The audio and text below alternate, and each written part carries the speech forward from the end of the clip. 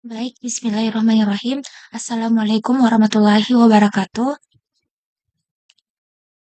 Perkenalkan nama saya Siti Arfia dengan NIM D02210110. Kali ini saya akan mempresentasikan hasil judul saya yaitu Sistem Donasi untuk Pengolahan Sampah di Pantai. Langsung saja kita masuk pada identifikasi masalah. Nah, di identifikasi masalah ini terdapat penumpukan sampah plastik, di mana penumpukan sampah plastik ini adalah pantai seringkali menjadi tempat penumpukan sampah plastik yang merusak ekosistem laut dan pemandangan pantai yang indah.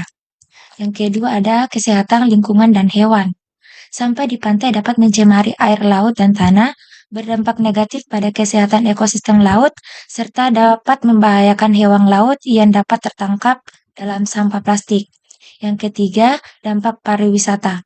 Sampah di pantai dapat mengganggu industri pariwisata yang penting bagi banyak daerah pesisir, karena pantai yang kotor dan berbau tidak menarik bagi wisatawan. Keempat, keterbatasan dana. Banyak komunitas pesisir atau organisasi lingkungan yang memiliki keterbatasan sumber daya keuangan untuk mengatasi masalah sampah di pantai. Kelima, kurangnya kesadaran publik. Tidak semua orang menyadari pentingnya menjaga kebersihan pantai dan dampak negatif sampah plastik terhadap lingkungan dan kesehatan manusia. Yang ketujuh, pembangunan berkelanjutan. Pengolahan sampai pantai yang baik adalah bagian penting dari pembangunan berkelanjutan yang mengharuskan kita menjaga lingkungan alam untuk generasi mendatang. Yang kedelapan, yang terakhir, keterlibatan masyarakat, di mana ini meningkatkan keterlibatan masyarakat dalam upaya pengolahan sampah pantai adalah salah satu kunci keberhasilan dalam mengatasi masalah ini.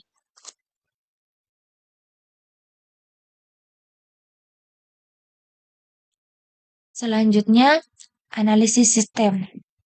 Di analisis sistem ini terdapat pengguna dan donatur, di mana pengguna dan donatur ini yaitu pengguna sistem ini mencangkut individu, kelompok, dan organisasi yang tertarik untuk mendukung pengolahan sampah di pantai dengan berdonasi. Yang kedua ada platform donasi. Nah, platform donasi ini adalah sistem atau website yang menyediakan informasi tentang proyek pengolahan sampah di pantai, mengumpulkan donasi, dan melacak kontribusi. Yang ketiga yaitu pengumpulan dana, di mana pengumpulan dana ini adalah proses pengumpulan dana dari donatur yang dapat dilakukan melalui berbagai metode, seperti kartu kredit, transfer bank, atau pembayaran digital. Yang keempat ada analisis data, di mana analisis data ini melibatkan pengumpulan, pengolahan, dan analisis data terkait sampah di pantai, lokasi, jenis sampah, dan dampak dari upaya pengolahan sampah. Yang kelima, pelaporan dampak. Ini melibatkan pelaporan kepada donatur tentang bagaimana dan dana yang mereka sumbangkan digunakan dan dampak yang telah dicapai. Yang keenam yaitu pengolahan sampah. Ini adalah tahap di mana sampah yang terkumpul di pantai diolah dan didaur ulang atau dibuang dengan aman.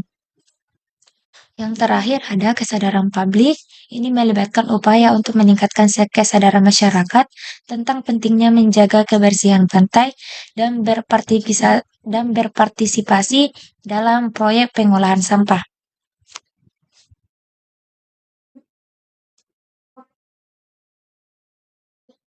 Nah, selanjutnya ada analisis kebutuhan. Di analisis kebutuhan ini terdapat pengguna dan donatur sama yang dijelaskan seperti sebelumnya. Selanjutnya ada analisis kebutuhan, yaitu kebutuhan fungsional. Di mana kebutuhan fungsional ini mencangkup data donatur, terdiri dari ID donatur, nomor rekening donatur, nama donatur, nomor telepon donatur, dan alamat donatur. Yang kedua ada data donasi. Data donasi ini terdiri dari ID donasi, jumlah donasi, tanggal donasi, dan metode pembayaran. Yang ketiga ada data pengelola. Terdiri dari ID pengelola, nomor rekening pengelola, nama pengelola, tujuan, dan lokasi. Yang keempat ada data pantai. Terdiri dari nama pantai dan lokasi pantai. Yang keenam ada analisis kebutuhan, yaitu kebutuhan fungsional, di mana kebutuhan fungsional ini terdiri dari kebutuhan non-fungsional, di mana kebutuhan non-fungsional ini terdiri dari keamanan data, yaitu kebutuhan untuk menjaga dan data pengguna dan informasi finansial tetap aman. Yang kedua ada antarmuka pengguna, kebutuhan untuk memiliki antarmuka pengguna yang intuitif dan ramah pengguna. Yang ketiga ada keamanan pembayaran, di mana ini meliputi kebutuhan untuk sistem pembayaran yang aman dan andal. Yang terakhir ada kemudahan pembayaran, kebutuhan untuk proses pembayaran yang mudah dan cepat. Selanjutnya kita masuk pada rancangan basis data ERD-nya. Nah, di mana rancangan basis data ERD-nya ini terdapat relasi dari entitas donatur dapat membuat banyak donasi, yaitu menggunakan one-to-many antara entitas donatur dan donasi. Yang kedua ada relasi pengelola, dapat mengelola banyak pantai, itu menggunakan one-to-many antara entitas pengelola dan pantai.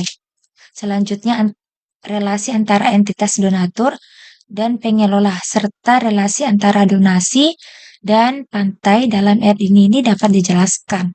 Yang pertama, relasi antara donatur pengelola. Entitas donatur berhubungan dengan entitas pengelola melalui hubungan donatur melakukan donasi kepada pengelola. Yang kedua, dalam konteks ERD ini bisa mengimplementasikan sebagai relasi one-to-many di mana satu donatur dapat melakukan banyak donasi kepada berbagai pengelola yang mengelola pantai yang berbeda. Yang kedua ada relasi antara donasi dan pantai, di mana entitas ini berhubungan dengan entitas pantai melalui hubungan donasi untuk mendukung pantai ini. Selanjutnya dalam konteks ERD ini juga bisa diimplementasikan sebagai relasi one-to-many, di mana satu donasi dapat mendukung satu pantai tertentu.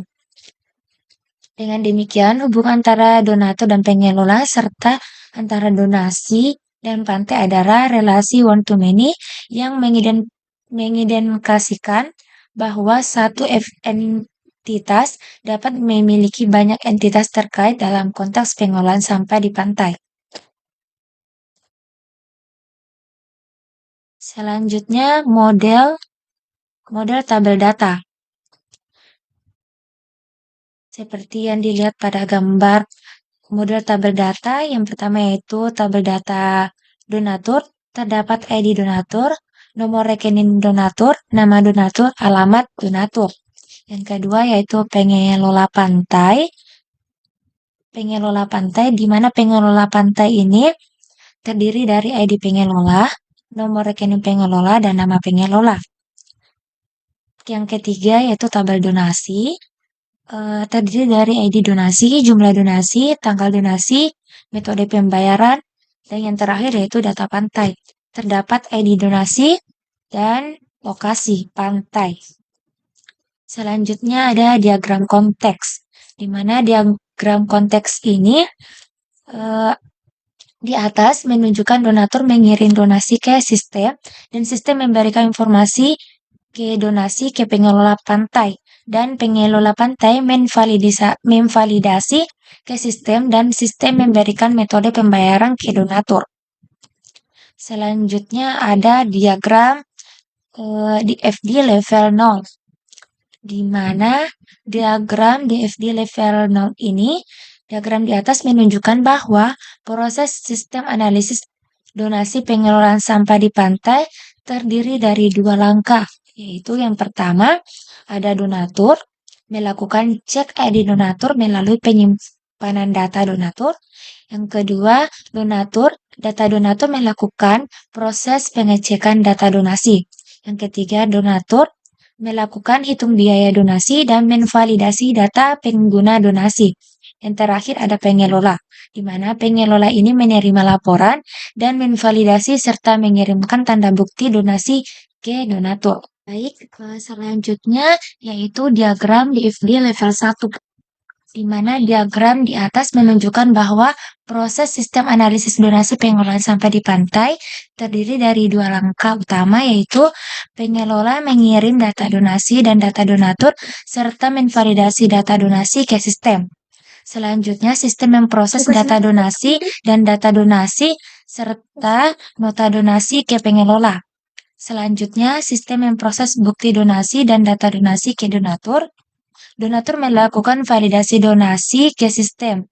Sistem memproses data donasi dan data donasi melakukan laporan ke data donasi dan mengirim laporan ke pengelola. Dan yang terakhir, data donatur mengirim data donatur ke sistem dan sistem memproses laporan donatur lanjut mengirim laporan ke pengelola. Selanjutnya di sini ada rancangan UI user interface-nya.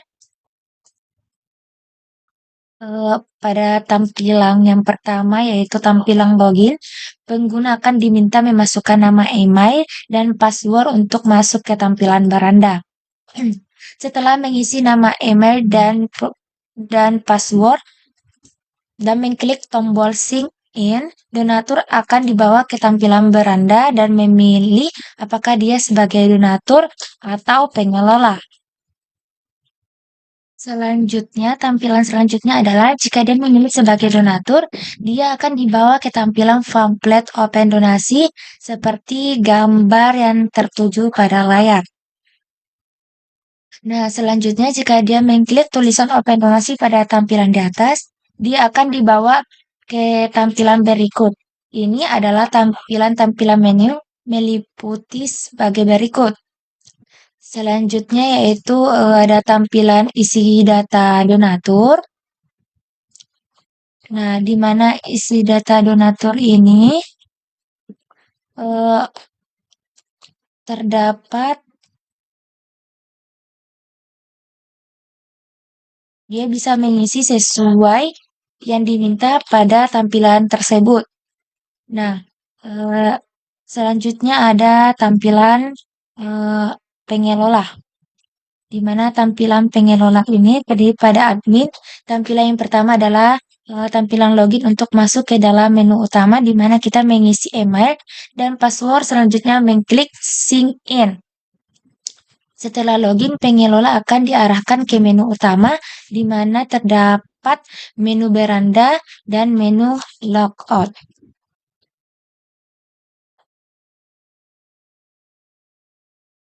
Pada menu utama, yaitu admin mengklik menu pengelola, dia akan dibawa ke tampilan berikut. Nah, tampilan selanjutnya adalah data donasi. Dan tampilan selanjutnya yaitu tampilan data pantai. Baik, selanjutnya ada pohon keputusan, di mana kita lihat di pohon keputusan ini, yang pertama ada pengguna memilih menjadi donatur, pengguna memilih menjadi pengelola. Nah, selanjutnya ada tabel keputusan. Di mana tabel keputusan ini terdapat apakah pengguna memiliki niat untuk mendukung pengelola sampah di pantai. Jika iya, silakan lanjutkan dan pertimbangkan selanjutnya. Yang kedua, apakah pengguna memiliki dana yang akan disumbangkan atau didonasikan? Jika iya, lanjutkan ke pertimbangan selanjutnya. Jika tidak, pengguna diarahkan ke tampilan akhir dengan pesan bahwa mereka tidak dapat berpartisipasi. Yang ketiga, apakah pengguna memiliki pengalaman sebagai pengelola pantai? Jika iya, pengguna dapat memilih menjadi pengelola dan diarahkan ke menu pengelola. Jika tidak, pengguna dapat memilih menjadi donatur dan diarahkan ke tampilan donatur. Yang terakhir, apakah donatur ingin membuat donasi? Jika iya, donatur diarahkan ke tampilan donasi. Jika tidak, donatur diarahkan ke tampilan akhir dengan pesan bahwa mereka dapat kembali kembali kapan saja untuk berdonasi. Selanjutnya ada episode kode. Seperti yang dilihat, episode kodenya. Seperti ini. Nah, itulah yang bisa saya presentasikan. Lebih dan kurangnya mohon dimaafkan. Wabillahi taufik wal hidayat. Wassalamualaikum warahmatullahi wabarakatuh.